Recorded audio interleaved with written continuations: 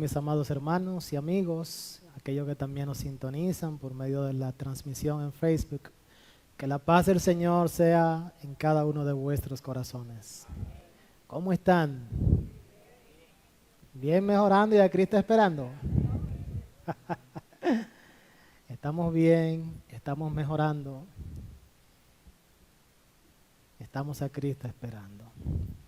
Gracias al Señor por esta primera parte que nosotros hemos tenido. Qué tremendo tiempo. Cantando del amor de nuestro Dios. Yo sé que estuvimos de pie hace un instante, pero le voy a pedir que se pongan de pie solamente los padres. Antes de los padres, los que tienen hijos, padre o madre. Para saber si tenemos padres. Y antes de leer, yo quisiera saber si alguno de estos padres que están de pie se le ha perdido, se le ha extraviado en alguna ocasión su hijo o su hija, uno de sus hijos. En alguna ocasión se le ha extraviado. Juan Carlos, ¿tú pudieses contarnos cómo fue esa situación? Ya pueden sentarse los demás, gracias. Así cambiamos de posición y es algo como manera de nosotros introducirnos, una manera diferente en esta mañana. Cuéntanos, Juan Carlos, ¿qué pasó?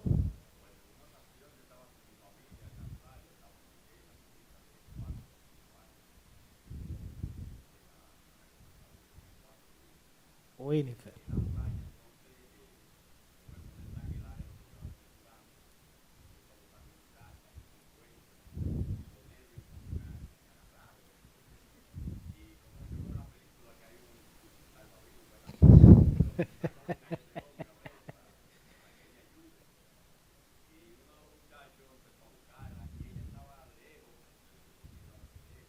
Sí.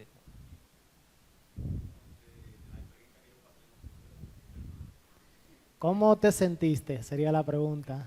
Desesperado. Preocupado porque la muchacha no aparece. Muy bien, gracias Juan Carlos. Quise solamente, esta manera de dinámica. Yo sé que los que somos padres y tenemos hijos que ya tienen cierta edad, quizás a la mayoría en algún momento se nos ha extraviado uno de nuestros hijos. Y esos momentos son momentos difíciles, pero muestran cuánto nosotros estamos preocupados por ellos y también cuánto les amamos. Yo les voy a invitar para que leamos la palabra del Señor en esta mañana en Lucas capítulo 15, versículo 11 y vamos a estar leyendo hasta el 24. Lucas capítulo 15, versículo 11 y hasta el 24. Una historia conocida, yo creo que algunos, vamos a ver si ustedes la han escuchado, si la han leído en alguna ocasión. Dice la palabra del Señor.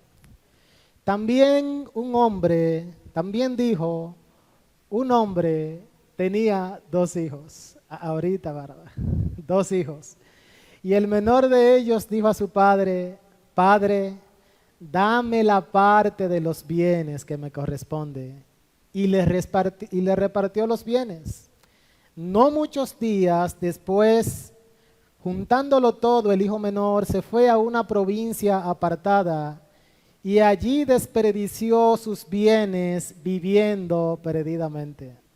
Y cuando todo lo hubo malgastado, vino un gran hambre en aquella provincia y comenzó a faltarle.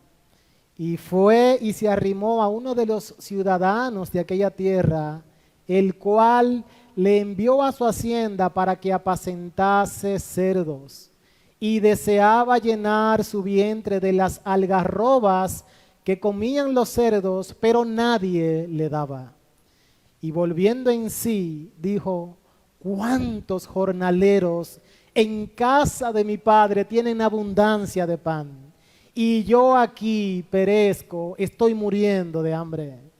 Me levantaré e iré a mi padre y le diré, Padre, he pecado contra el cielo y contra ti.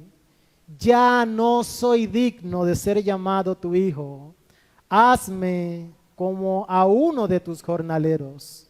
Y levantándose vino a su padre, y cuando aún estaba lejos, lo vio su padre y fue movido a misericordia, y corrió y se echó sobre su cuello y lo besó. Y el hijo le dijo, Padre, he pecado he pecado, Padre. Y el hijo le dijo, Padre, he pecado contra el cielo y contra ti, y ya no soy digno de ser llamado tu hijo. Pero el padre dijo a sus siervos, saquen el mejor vestido y vístanle. Pongan un anillo en su mano y cálcenlo en sus pies. Y traigan el becerro gordo y mátenlo y comamos y hagamos fiesta. Porque mi hijo, muerto era y ha revivido. Se había perdido y es hallado. Y comenzaron a regocijarse. Padre, gracias por tu palabra. Señor, que ella cumple en nosotros los propósitos que tú tienes para con ella, para con nosotros en esta mañana. Así que guíanos en el nombre de Jesús. Amén. Así como le pasó a Juan Carlos, quiero decirle de algo que pasó en el 16 de diciembre de 1993.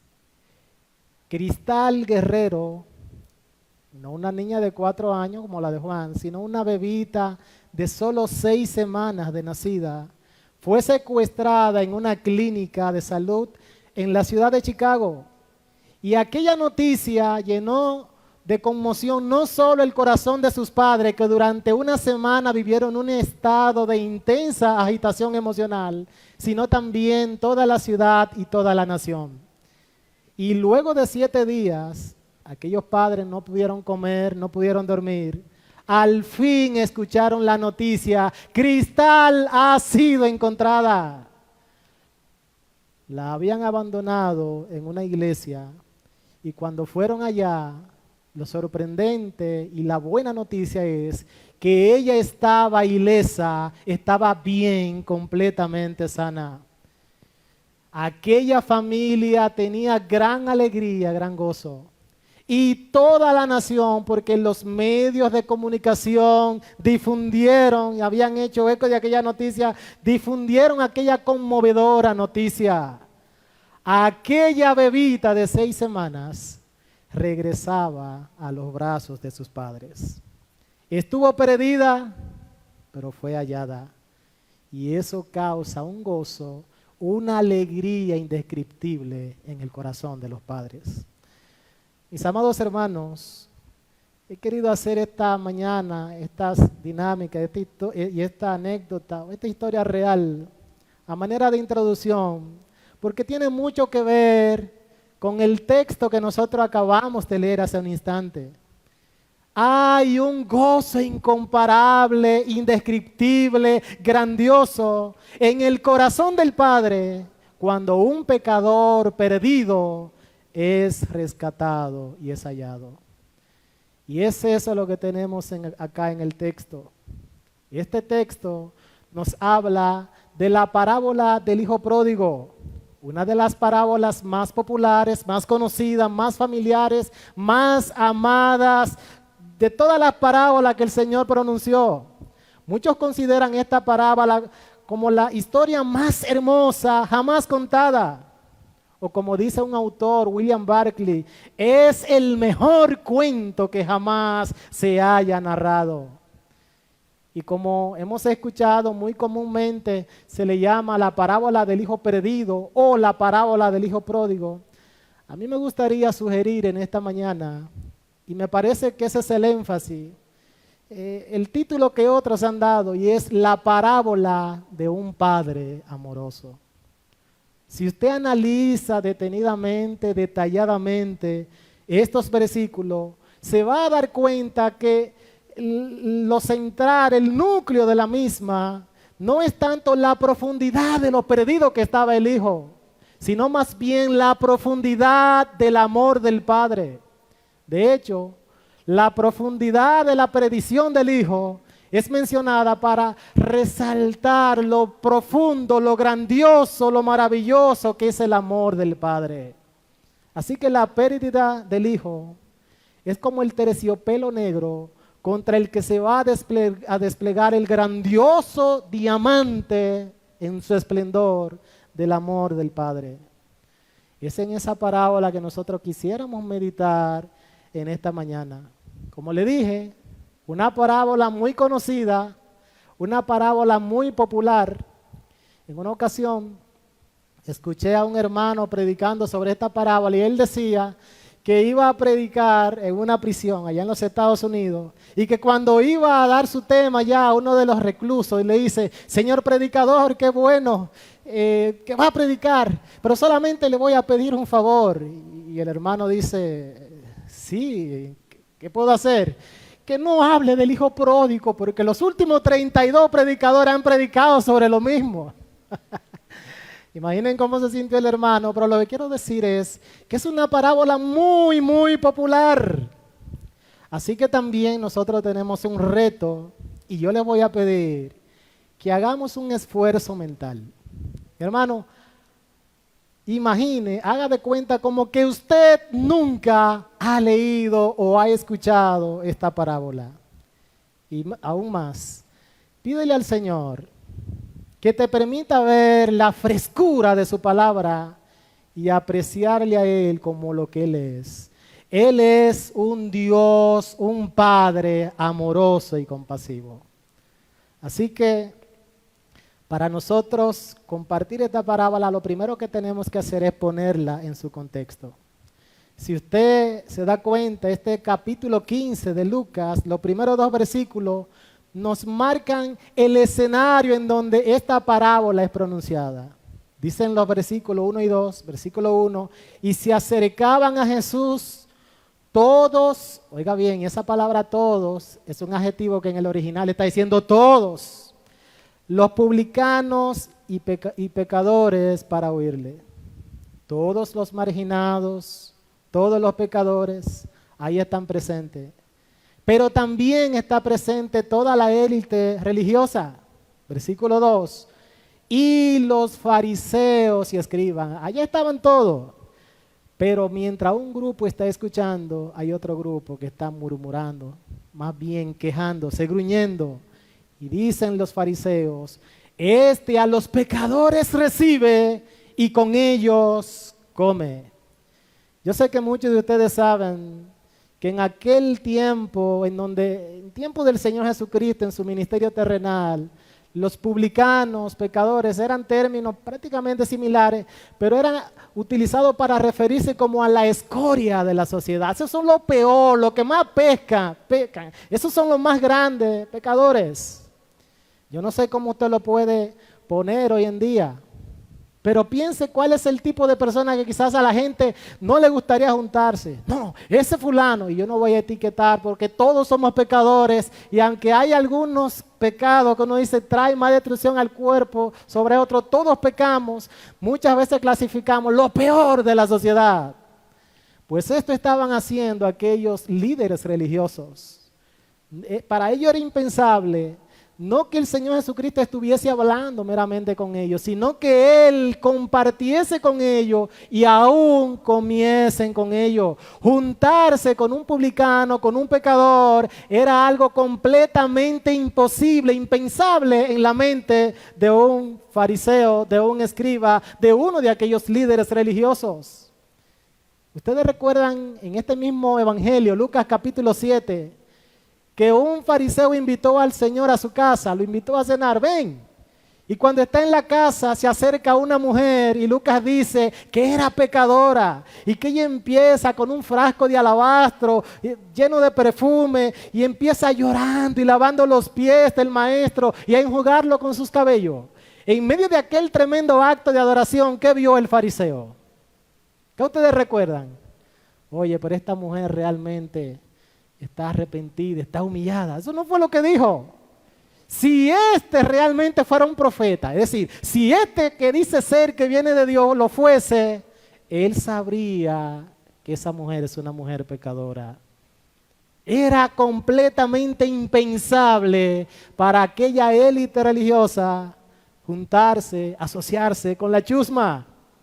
Y como bien señala William Hendrickson en su comentario en esta porción, el asociarse con personas de esa clase se consideraba contaminante, pero comer con ellos era algo extravagante. ¿Y saben qué? Que en esa situación el Señor les va a decir, no, están equivocados. Dios es un Dios que se complace en salvar a pecadores. No es que solo se complace, es que Él ama, Él se goza en que el perdido sea salvo. Y Él le va a referir 3 parábolas que tienen un mismo mensaje. Ante la actitud de alienación, de distanciamiento de aquellos líderes que estaban demostrando cuán orgullosos eran, cuán faltos de compasión, aquellos que decían conocer la ley, y la ley se resume en amarás al Señor tu Dios como a ti mismo, a tu prójimo, al Señor tu Dios sobre todas las cosas y a tu prójimo como a ti mismo. El Señor le está diciendo, no están cumpliendo con eso ustedes que enseñan la ley. Y le narra 3 parábolas, versículo 3 al 7. ¿Recuerdan la primera parábola? 100 ovejas perdidas. Pero una se pierde y sale el pastor diligente e intensamente a buscarla. ¿Qué pasa cuando la encuentra? Si usted ve el versículo 6 y 7, que al encontrarla y a llegar a su casa, reúne a sus amigos y a sus vecinos, vengan todos, y les dice, gócense conmigo, porque he encontrado la oveja que se había perdido. Y dice el Señor, que es el punto que se va a resaltar a lo largo de todo el capítulo, yo les digo que hay más gozo, no como se está gozando ese pastor que encontró una oveja, hay más gozo en el cielo por un pecador que se arrepiente, que por 99 justos que no necesitan arrepentimiento, haciendo alusión a los líderes religiosos. Pero viene una segunda parábola, una mujer tiene 10 monedas, y de esas 10 monedas se le extravía una. Y dice el texto que ella enciende su lámpara, toma su escoba, empieza a limpiar hasta que la encuentra.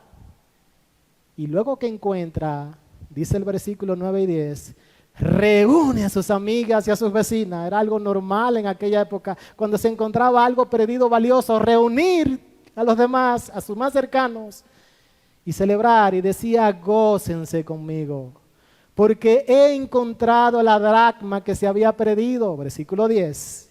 Así os digo, el Señor Jesucristo hablando, que hay gozo delante de los ángeles de Dios. ¿Por cuánto? Por un pecador que se arrepiente. ¿Ustedes están entendiendo la idea de lo que el Señor quiere transmitir en la parábola o a lo largo de todo este capítulo, en estas parábolas? Es mostrar el corazón de Dios, un Dios que ama, que se goza en la salvación del perdido. Está mostrando no solamente el corazón de Dios, sino el gozo que se arma en los cielos cuando uno es perdido, que estaba perdido, es hallado y es salvo.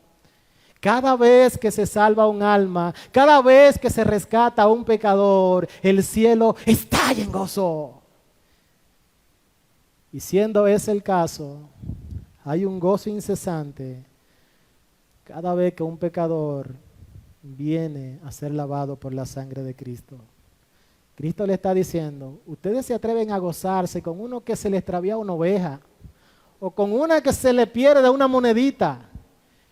Y me están cuestionando porque un perdido, que es lo más grandioso, lo más valioso, alguien que tiene su alma perdida, viene a los pies del Señor, viene y es salvo.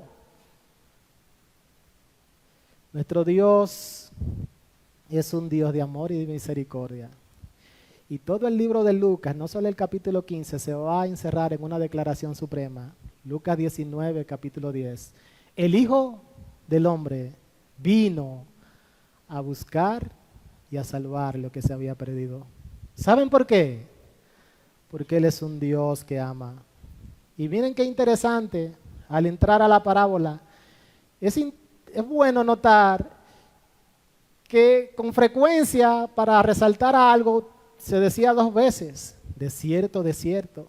El Señor Jesucristo quería dejar esta verdad bien clara. Y no dice una parábola que dice lo mismo, 2 parábolas que tienen la misma enseñanza. Él dice 3 parábolas. Y a partir de esta tercera parábola, que también nosotros podemos ver 3 historias. De hecho, en algún momento me gustaría ver las 3 enfoques. La historia del hijo pródigo, la historia del padre amoroso, que hoy es lo que vamos a ver brevemente, y también la historia del hijo mayor. todo se va a resumir en cuánto el Padre ama al perdido. Y así es con todo este escenario, como entra la historia. Un hombre tenía 2 hijos. Y note también la secuencia numérica de las 3 parábolas. La parábola de la oveja perdida, ¿cuántos eran? 100. Gozo por uno que es hallado. La parábola de las monedas, 10 monedas. Se encuentra esa, gozo por esa moneda. Pero aquí nada más hay 2 hijos. Y vamos a ver, ya lo leyeron al final, si hay gozo. Porque uno de los 2 es hallado. Este hombre tiene 2 hijos.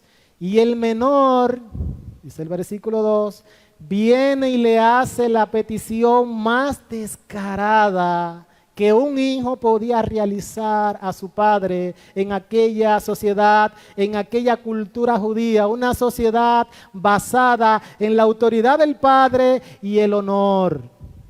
Dice John MacArthur que en esa cultura donde la vergüenza y el honor era tan importante para la gente, si un hijo avergonzaba a su padre tratando de hacer aquella solicitud, él dice, hubiese sido públicamente avergonzado por su padre, quizá desheredado o posiblemente incluso despedido de la familia o considerado muerto. Eso era lo peor que podía pasar. Y el hijo le dice, papá, yo quiero que tú me des la parte de los bienes que me corresponde, la parte de mi herencia. Lo que a mí me toca, cuando tú vayas a morirte, yo quiero que tú me lo des ahora. Y así es que te está contando la historia, la parábola. Imagine que usted está ahí y el Señor está diciendo, hablando de la parábola. Imagine el rostro de los fariseos, de aquellos líderes religiosos. Estaban horrorizados. Oye, pero ese sí que merece lo peor. Ese merece el infierno. ¿Cómo le hace al Padre esta petición descarada? Y ciertamente lo que estaba haciendo este muchacho no estaba bien. Estaba asumiendo la iniciativa que le correspondía a su padre. De hecho, estaba tratando a su padre como si ya se hubiese muerto. Algunos dicen, es como muérete y dame lo que me toca. Estaba ignorando el gran mandamiento, aquel que tiene promesa, que los judíos sabían muy bien, honra a tu padre y a tu madre. Pero no solo eso, que estaba rompiendo aquella unidad familiar. Yo me quiero ir. Y un padre, ahorita yo le digo a los padres que se pusiesen de pies, un padre que tuviese un hijo así, mi hermano, uno de nosotros los que tenemos hijos, un hermano que se siente mal, si nos pueden ayudar, Omar.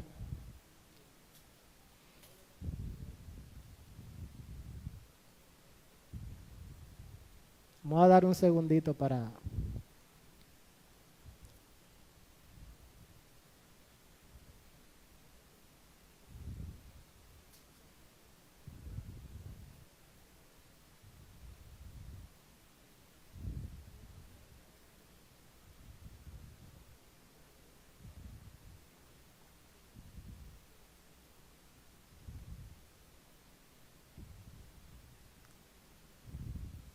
Padre, nosotros te pedimos por la salud de nuestro hermano. Sabemos que tú eres un Dios todopoderoso y eres bueno. Y ahora le presentamos ante ti. Señor, nuestro deseo es que tú le sanes. Restáurale. Restáurale, oh Dios. Te lo pedimos en el nombre de Jesús. Sana, Dios, Señor.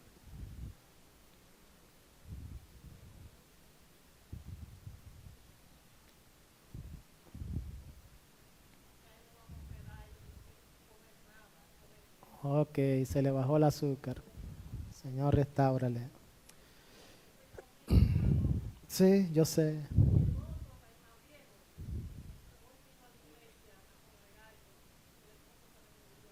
Wow. Sí.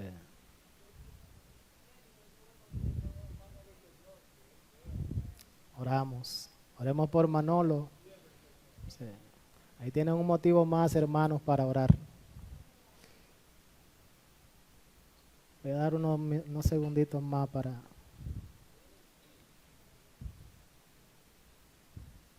Señor pueda, a veces cuando uno no come eso pasa. Oh Señor, ¿dónde íbamos? Que era una petición descarada. Miren, aquel hijo o aquel padre se avergonzaría de criar un hijo así. Imagínense usted, nosotros los que somos padres, que un hijo, quizá uno diga en nuestro orgullo también, nos trate de esa manera. ¿Cómo reaccionaríamos? No puede ver los fariseos quizás actuando de esa manera, pero imaginémonos nosotros. Y uno ha visto, padre, yo te desedero. Se sigue siendo tu hijo. Miren, y algunos incluso agradecerían al Señor por no tener un hijo así. De hecho, aquí uno puede tener una aplicación incidental. Mi hermano, tu hijo es tu hijo y el Señor te lo ha dado y lo ha puesto en ti. No importa cuán pecador, cuán pecadora, cuán difícil, es tu hijo. Y por sobre todas las cosas no se trata de tu honor, se trata de su alma que es para Dios, que Dios ha puesto en ti. No estoy diciendo que sea fácil, pero es nuestra preocupación y nosotros, aún en medio de la situación de nuestros hijos, nosotros amamos y buscamos su bienestar. Así que el padre no dice mucho, dice al final del versículo 12 que ¿qué hace? Sin dar respuesta, no, el padre le reparte los bienes. Y si los fariseos estuvieron horrorizados por la petición del muchacho tan descarada, imagínense ahora cómo debían sentirse con la reacción del padre. ¿Ah? Se lo da. Quizás una tercera parte de lo que le correspondía, según la ley judía, el hijo mayor, y él era el menor, le correspondían 2/3 partes de lo que el padre tenía, le tocaba 1/3. Pero era después de muerto, pero se lo pidió ahora. Y ya a partir del versículo 13 y 14, nosotros vemos qué hizo el joven al recibir aquella herencia y los resultados de su decisión. No muchos días después, y voy a hacerlo un poquito más adelantado, juntándolo todo, el hijo menor se fue lejos a una provincia apartada. Algunos dicen alguna provincia gentil, a un país que no tenía nada que ver con los judíos, y allí desperdició sus bienes, viviendo una vida licenciosa. Oye bien, no fue que fue a trabajar, déjame poner a producir, déjame invertirlo bien. No, no, no, no, no. Yo voy a malgastar la herencia que me dio mi papá. Uno asume que el padre es una parábola, pero si uno se pone a pensar, oye, el padre debía estar pensando, ¿y dónde está mi hijo? ¿Y qué está haciendo? Y yo escucho el reporte, no, que Juan José está por allá, que él se fue para allá. Y lo que yo le di, ¿qué ha hecho? No, malgastando, no sé, fiesta, aquello, francachela, placeres, viviendo en los vicios. Oh, miren. Y dice que cuando todo lo hubo malgastado, vino una gran hambre en aquella provincia, en aquel país lejano, y comenzó a faltarle.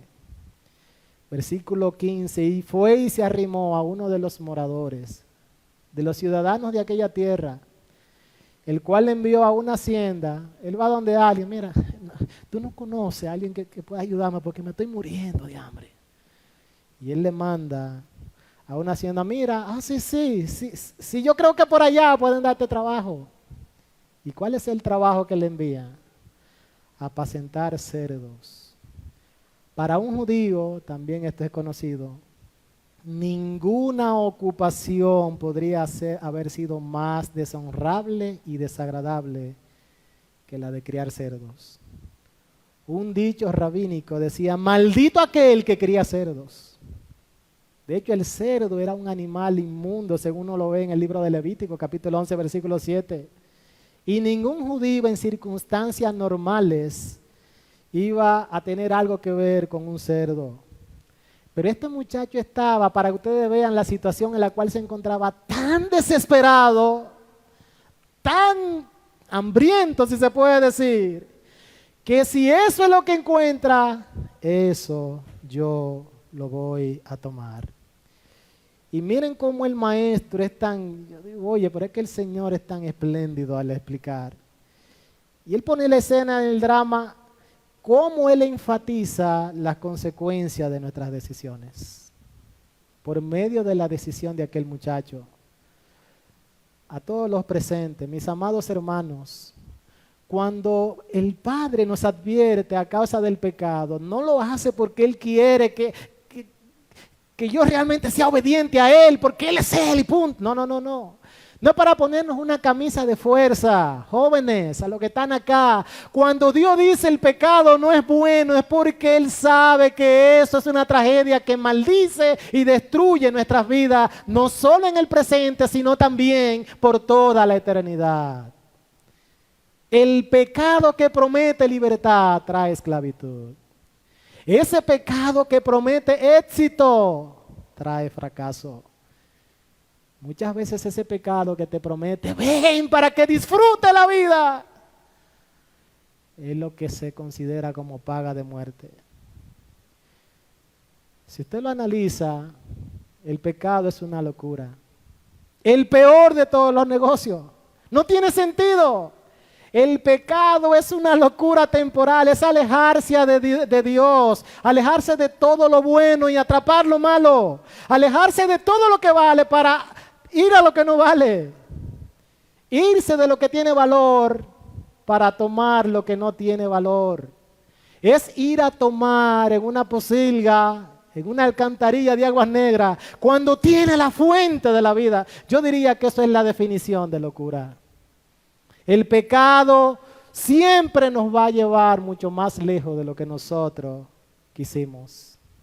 Oiga bien, va a costar mucho más de lo que nosotros pensamos que íbamos a pagar. Alguien decía, nos costará dinero, nos costará el trabajo, nos costará aún hasta nuestra familia. Muchas veces por un pecado el hombre pierde a su esposa, pierde a sus hijos. Siempre el pecado va a costar más de lo que nosotros pensamos que íbamos a pagar. Y siempre nos mantiene más tiempo del que nosotros pensamos, del que nos quedaríamos. El pecado es una tragedia. Hermanos, yo no sé si usted anhela ese momento, como dice Pablo, oye, miserable de mí, ¿quién me va a quitar este cuerpo de muerte? Haciendo alusión a la naturaleza pecaminosa. Un día nosotros seremos completamente libres de esta naturaleza caída y seremos como nuestro Señor. Pero ¿cuánto sufrimos? ¿Y cuán alto es el precio cuando nosotros decidimos no obedecer al Señor, irnos contrario a la voluntad del Padre? Y eso fue lo que hizo aquel muchacho. Y en medio de esa terrible situación, versículo 17, ¿qué pasó? Él estaba tan angustiado, tan agobiado, había dicho el versículo 16, que aún apacentando, cuidando esos cerditos, él quería comerse la comida que comían los puercos. No era estar en contacto, era comer ahora lo que esos puercos comen. Pero volviendo en sí, dijo, ¿cuántos jornaleros en la casa de mi padre tienen abundancia de pan? Y yo aquí me muero de hambre. Miren, está recapacitando, empieza a volver en sí. Y él dice, toma una decisión, ahora un poquito más acertada. Yo me voy a levantar de aquí y yo voy a ir a la casa de mi papá. Note que él dice mi papá. Él conocía el carácter de su padre. Él conocía que su papá era un hombre bondadoso, que tenía misericordia. Lo más probable es que si él no hubiese conocido eso, pero es que ya él me lo dijo, ya él me desheredó, que me vaya de aquí, que nunca vuelva. Parece que el papá no le dijo así. Yo voy a ir donde papá. Algunos dicen, bueno, quizás el papá le dijo, mira, tú tienes tu casa aquí, tú te estás yendo, yo no estoy de acuerdo. Pero eso son conjeturas que nosotros podemos hacer del texto. Aquel joven, lo cierto es que conocía la misericordia de su papá. Y Abner empieza a ensayar un discurso breve. ¿Qué iba a ensayar? Padre, yo he pecado contra el cielo. Una tradición más literal es, yo he pecado hasta el cielo. O más bien, yo he pecado mucho contra Dios y he pecado contra ti. Este muchacho está arrepentido. Está volviendo en sí, está reconociendo lo malo que ha hecho y es lo que tiene que hacer todo aquel que está en su pecado y no ha confesado sus pecados al Señor. Yo he pecado contra ti, oh Dios. Es el primer paso para nosotros tener de regreso nuestra relación con el Padre. Y este muchacho dice, ya no soy digno de ser llamado tu hijo. Está ensayando su discurso. Hazme como a uno de tus jornaleros. Yo no merezco ser tu hijo. Yo sé que soy malísimo. Yo lo que quiero es ser un empleado, un siervo tuyo. ¿Por qué es que me estoy muriendo de hambre? Y quizás este muchacho ensayando todo el discurso. Padre, he pecado contra el cielo y contra ti. Hasta que iba a llegar a la casa. Y si usted ve la reacción del Padre, esto es lo que uno se llama gracia impensable, gracia incomparable, la explosión de la gracia, cómo reacciona el papá. Versículo 20, aquel muchacho que lo había avergonzado, que lo había traicionado, que literalmente le había dicho, muérete, o sea, con todo lo que hizo, dice el versículo 20, que levantándose el joven vino a su padre, y cuando aún estaba lejos, lo vio su padre. Eso no dice que el padre estaba todavía preocupado por el muchacho. No es que, déjame ver, no, se fue. No. Era como si estuviese esperando que regresase aquel muchacho. Y cuando su padre lo ve, dice que fue movido a misericordia, que ahí se encendió más su compasión y corrió sobre aquel muchacho. Lo veo. No fue que dejó que el muchacho llegara. Mira, muchacho, no, no, no, no. El papá corrió y debemos pensar que lo hizo a gran velocidad. Déjame ir sobre mi hijo. Digo a gran velocidad por todo lo que el padre hace a continuación. Y dice que se echa sobre su cuello y le besó. Y no fue... Recuerden que aquel muchacho estaba ¿dónde? En una posilga, apacentando puercos y queriendo comerse. Ese muchacho no olía bien. Y el padre viene y no empieza a decir que mantente de allá. Yo sé que no. En medio de la situación de aquel muchacho, corre tras él y empieza y dice que lo besó. Y ahí el texto que lo besó no fue que le dio un besito y empezó a besar al muchacho una y otra vez, repetidamente. El beso en la cultura judía era un acto de aceptación, de amor, de perdón, de restauración, de reconciliación. Todo lo anterior está incluido en esos besos que el padre le estaba dando a su hijo cuando corre donde él y cuando le recibe. Hermanos, esto es impresionante. Y vuelvo y digo, imaginen ahí a los líderes religiosos. Usted se está poniendo loco con lo que está enseñando.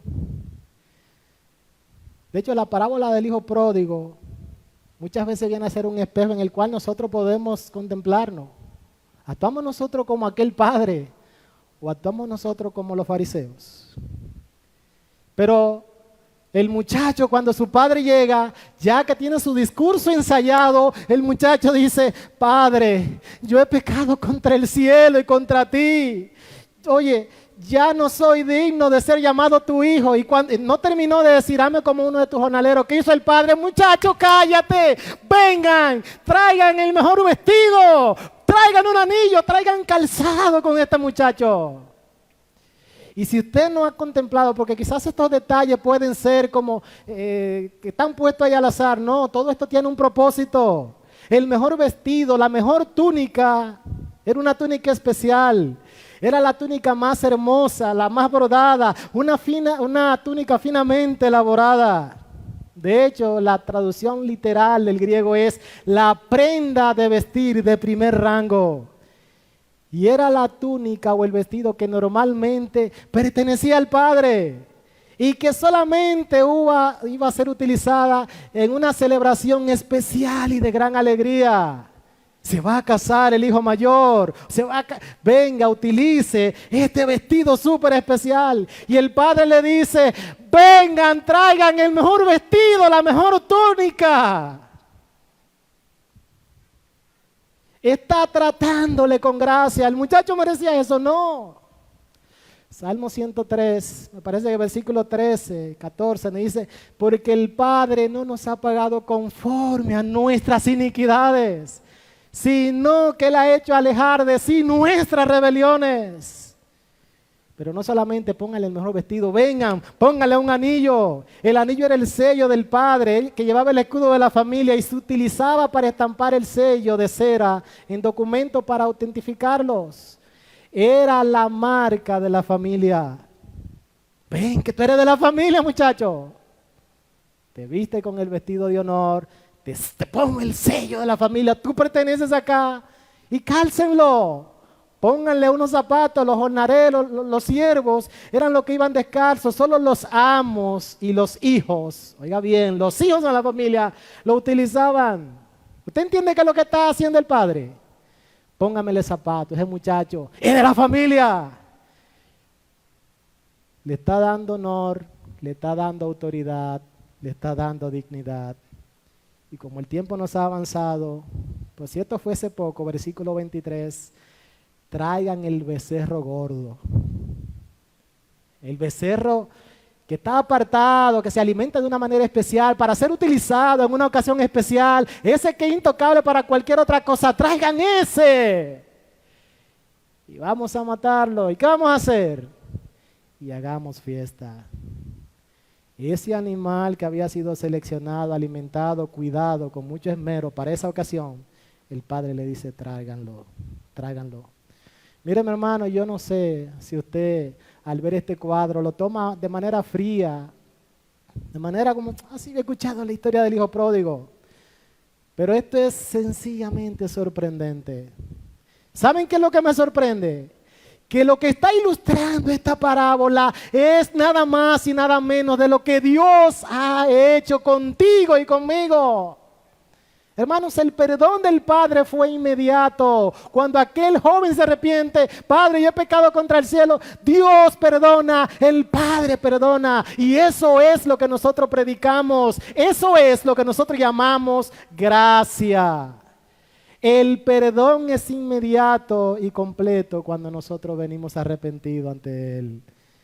Y este Padre no solo demuestra amor a su Hijo, no solamente muestra su misericordia, sino también muestra la gracia. La gracia es cuando Dios nos da lo que no merecemos. Recuerden, misericordia es que no nos da lo que nosotros merecemos. Pero cuando Él nos da lo que no merecemos, eso se llama gracia. Imaginen nuevamente a los líderes. ¿Qué? Ese muchacho, en aquella cultura, lo normal es que al regresar lo hubiesen lapidado, le hubiesen quitado la vida. Miren lo que dice Warren Wiersbe. En aquel país lejano, el hijo pródigo aprendió el significado de la miseria. Pero ahora al regresar a casa descubrió el significado de la misericordia. Y si aquel joven hubiese sido tratado de acuerdo con la ley, ese día hubiese habido un funeral. Pero ¿qué tenemos acá? Una fiesta. Hermano, cuán hermosa ilustración del perdón de Dios. Eso es lo que Dios ha hecho con nosotros. Nos ha besado con besos de perdón, nos ha vestido con ropas nuevas, símbolo de honor, nos ha puesto el anillo que nos da la autoridad, que pertenecemos a esta familia, nos ha dado sandalias, calzado de libertad, que nos dicen somos parte también de esa familia, y ahora ha preparado una gran fiesta, nuestra gran acogida delante de su casa, en su presencia. ¿Tú te das cuenta cómo te ama Dios? Dios me ama, su amor es tan grande. Miren, mi hermano, nosotros nunca vamos a tener una plena, completa percepción de lo que es el amor de Dios. Él te ama lo suficiente como para dejarte ir. Te ama lo suficiente como para dejarte tocar fondo muchas veces, que Él lo hace con nosotros. Nos ama lo suficiente como para dejarnos volver. Nos ama tanto que Él corre, sale a nuestro encuentro. Hermano, nuestro Dios nos ama. Pero lo más grandioso de todo esto es que nosotros vemos que no se trata de la celebración del Hijo. No es el hijo que está haciendo, es el Padre. Esta es la celebración del Padre, la fiesta que honra al Padre. Honra al Padre por lo que ha hecho. Es el Padre que ahora le devuelve el honor, la vida a aquel muchacho. Es el Padre que le está dando todo aquello a un hijo que no lo merece. Es el Padre que aquel hijo desvergonzado ahora viene y lo cubre de gracia y misericordia. Este Padre, mostrando bondad inaudita, amor sacrificial y gracia sacrificial. ¿Cuál es la razón por la que el Padre se goza? Hermano, y este es el punto donde debemos. ¿Por qué el Padre se goza? Porque mi hijo, muerto era, pero ahora ya revivido, ahora es hallado. Mis amados hermanos, ahora aquel hijo está en la casa del Padre. Y el versículo 24, luego vamos a ver, si tenemos el chance, cómo reacciona el hijo mayor. Pero dice que comenzaron a gozarse, a regocijarse. Una fiesta que no acaba. De hecho, de eso se trata el cielo. La celebración de la gracia de nuestro Padre amoroso para pecadores arrepentidos, creyentes que han venido a refugiarse en Él. Y el gozo del cielo, mire mi hermano, nunca imagine el cielo como un lugar monótono donde vamos a estar allí tocando arpa por los siglos de los siglos. El cielo es un lugar de gozo, de fiesta, de alegría, porque allí está Dios, allí no hay pecado, allí nos vamos a gozar eternamente con todos aquellos que han sido rescatados por la sangre de Cristo. Algunas palabras de aplicación de lo tanto que podemos decir. Hermanos, lo primero y lo que ya hemos dicho, qué glorioso es saber que tú y yo somos el objeto de amor del Padre. Hermanos, Dios te amó y me amó, no porque nosotros lo mereciésemos. Él nos amó no porque nosotros fuésemos buenos. El Padre amó a aquel Hijo a pesar de todos sus pecados. Y el Padre nos ama a nosotros tal y como nosotros somos. Hermano, a veces uno se pregunta, pero ¿cuál es la cumbre del amor de Dios? Bueno, que desde antes de la fundación del mundo me eligió, sí. O que envió a su Hijo a morir en una cruz por mí y allí muriendo muestra su amor. Mira, mi hermano, si nosotros somos honestos, yo creo que la cumbre de ese amor está en que aún Él habiendo descendido a dar su vida en una cruz, derramar su sangre, nosotros seguimos pecando contra Él y fallándoles. Hermano, nosotros podemos ser como fariseos y escribas muchas veces, pensando que somos buenos. Y lo cierto es que aún siendo sus hijos muchas veces le fallamos. ¿Y qué hace el Padre? Esa viene siendo la cumbre de su amor, en que aún seguimos ofendiendo su santidad, aún seguimos ofendiéndole a Él. Él continúa perdonándonos, Él continúa amándonos con un amor glorioso e inalterable. Nada nos va a separar de ese amor, nada. En segundo lugar, un llamado. Mi querido, si estamos viendo cómo el Padre se goza por un pecador que se arrepiente, uno debe preguntarse, ¿no debemos nosotros con toda la intensidad, así como se muestra este pastor, aquella mujer buscando la moneda, así como este padre corre, no debemos nosotros correr tras la salvación de los perdidos? Si tanto se regocija el Padre cuando un pecador se arrepiente, ¿cuánto más deberíamos hacerlo nosotros que somos los receptores de ese amor? Hermano, déjeme preguntarle, ¿cuáles son las cosas que a ti te llenan de gozo y de alegría? Cuando yo compré el último iPhone, ¡guay! ¡Qué satisfacción! ¡Feliz! La nueva casa, un nuevo carro. Cuando mis cuentas se están engrosando, todo eso llena de alegría. Pero ¿es eso lo que más llena de alegría y gozo tu corazón? O cuando tú ves que un pecador perdido es rescatado y hallado por la gracia de Dios. Cuando estamos acá en una celebración como esta y alguien dice, yo me arrepiento de mis pecados. ¿Cómo estás tú ahí? Señor, gracias. Hay gozo en el cielo, hay gozo en mi corazón. Oye, se arrepintió, ahora el culto va a durar un poquito más. Yo me voy, lo dejo ahí. Hermanos, aquel que hizo los cielos, aquel que descendió a morir en el Calvario, se regocija con la salvación de un solo pecador. Y todos los ángeles del cielo, todo el cielo, hace fiesta. Y la palabra ahí en ese que habla de fiesta es una mega fiesta, una mega celebración cuando un solo alma es liberada. Hermano, ora por los perdidos. Ayer en el devocional estuvimos hablando sobre eso. Búscale. Esta parábola nos habla incluso de la responsabilidad que nosotros tenemos de salir a buscar, aún en medio de la pandemia. Ayer decíamos, haz un listado de eso que tú amas, ora por ellos.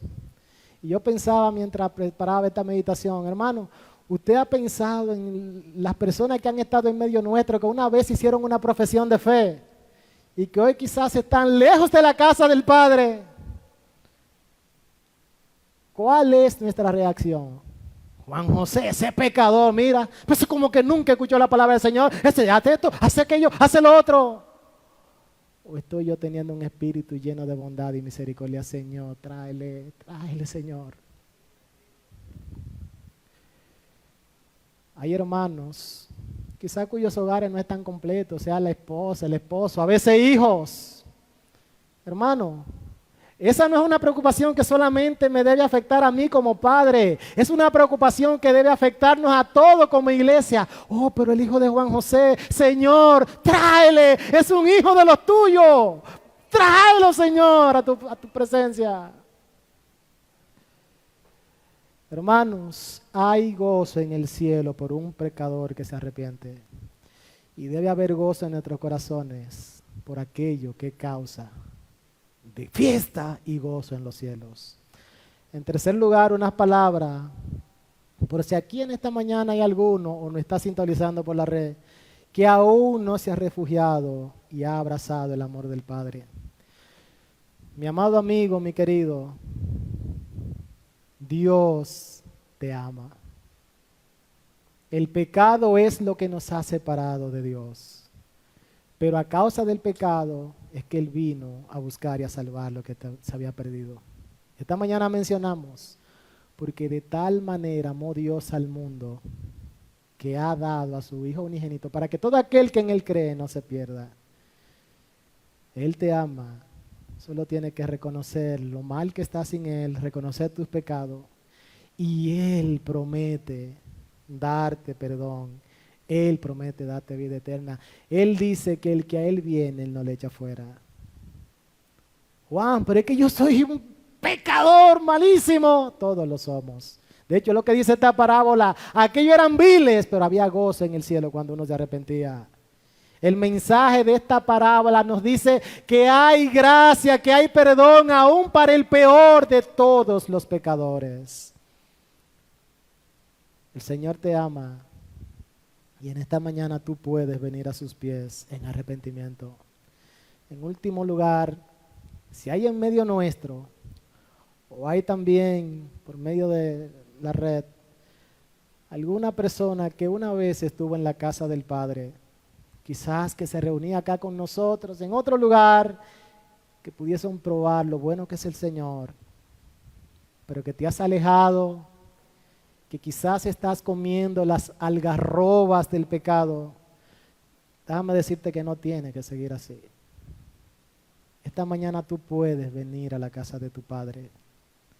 Ven porque Él ha prometido que Él no rechaza un corazón contrito. Ven. Si tu pecado fuese en rojo como la grana, vendrán a ser blancos como la nieve. Ven porque el Señor te está diciendo que te va a recibir con besos de perdón. El Señor te va a vestir con una ropa de dignidad y autoridad. El Señor te va a sellar con ese anillo que te hace parte de la familia, que te va a poner el calzado de uno de los que son sus hijos, que vas a causar grande gozo. Aunque sientas que nadie más te va a recibir, no, porque yo me fui y tengo temor de que me vayan a recibir de esta manera. Ven, porque Dios te dice, ven y vas a causar grande gozo en los cielos. Amados hermanos, hay mucho que nosotros podemos aprender de esta parábola. Alabemos al Señor por lo bueno que Él es para con cada uno de nosotros. Alabemos al Señor por su amor y su gracia. Alabamos al Señor porque nuestro hermano se recuperó. Hermanos, y que podamos nosotros tener, no la actitud de los fariseos, quizá lo vemos en una próxima ocasión, sino la actitud de aquel padre preocupado que recibe a pecadores, que recibe a un hijo que que se ha extraviado y lo ha avergonzado y le da perdón, hace una fiesta de gozo cuando Él vuelve. Oh, que el Señor nos ayude, que sean todos bendecidos.